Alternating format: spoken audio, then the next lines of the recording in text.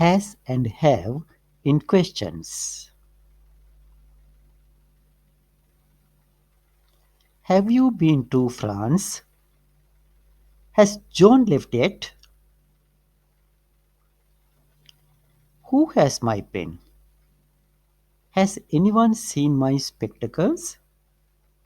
Has he gone to his hometown?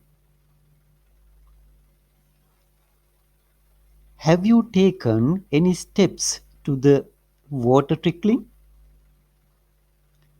Has she cried for her lost dress?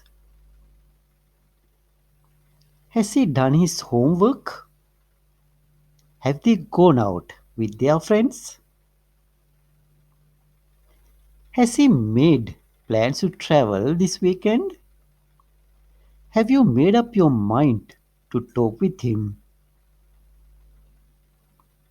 Has she gone to the library this evening? Has the rain fallen since last night? Have you seen him before this?